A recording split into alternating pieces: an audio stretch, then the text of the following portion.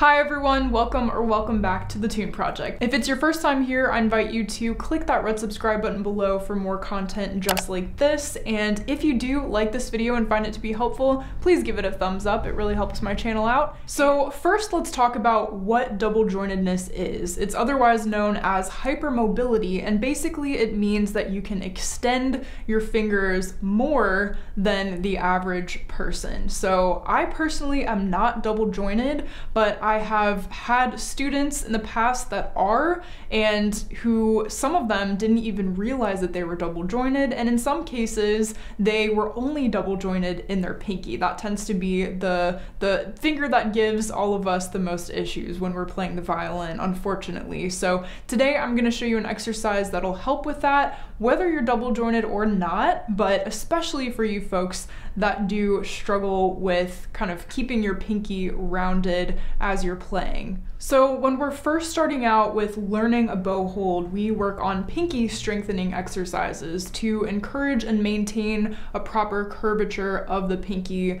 as we play, to kind of keep everything in balance. So generally, if you are double jointed, you tend to find it a little bit more difficult to maintain that curvature of the pinky, that roundedness as you're playing, where your pinky either wants to collapse or straighten or something like that.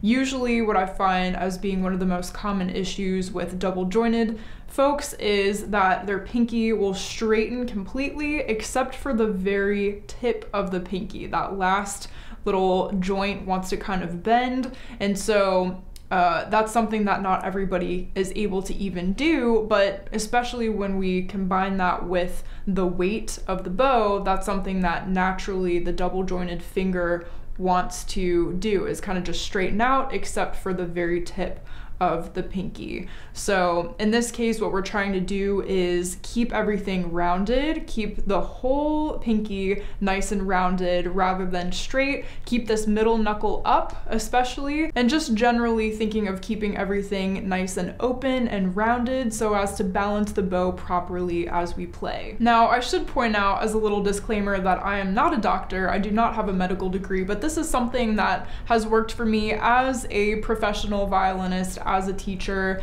that has shown to really be helpful with students that I've worked with. So I hope you find it helpful as well, and let's get into the exercise. So for this exercise, the only thing that you'll need is a traditional wooden clothespin. And what you're gonna do is take the clothespin between your right thumb and pinky so that you create a rounded open shape on either end of the clothespin.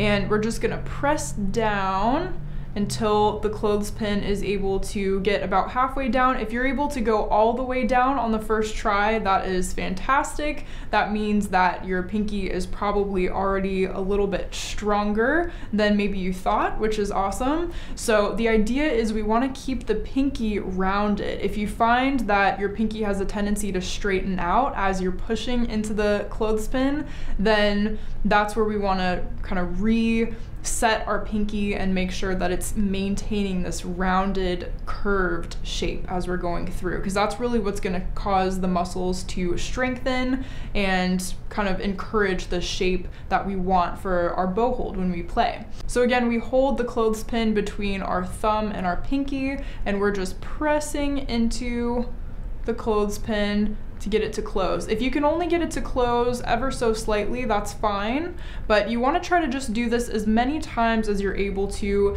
at as far of a distance as you're able to begin with. So even if you're able to go just a little bit, that's okay. Just keep going with it. Practice little by little. It's one of those things that you'll strengthen your pinky along the way, and you'll be able to increase the amount of times that you're able to do, and also the distance that you're able to do with this. So even if you're not able to get the clothespin all the way closed, that is okay. Just see if you can go as far as you're able to begin with. Start there, and I would recommend doing this about 10 times a day to just kind of really work those pinky muscles so that you're able to kind of, again, just maintain and solidify this rounded shape rather than keeping the pinky straightened and extended. So there you have it. That is the clothespin exercise, especially for double jointed fingers. I hope you found this video helpful, and a special shout out to, I believe it was Red Desert Violin,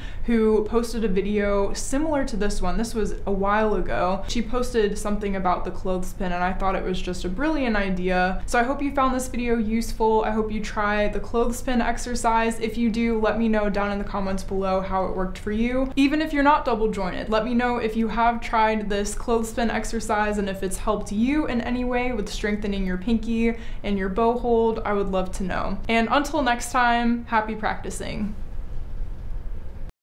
If you'd like to further your support of the Toon Project, be sure to head over to patreon.com/thetooneproject for information on that. And if you're planning on buying any music or doing any shopping on Amazon, be sure to head over to the Toon Project website, which I linked in the description box of all of my videos. Click my Amazon banner, and whatever you purchase, a small percentage of that will go toward the Toon Project. This just keeps the Toon Project going and allows me to continue to create free content for you all.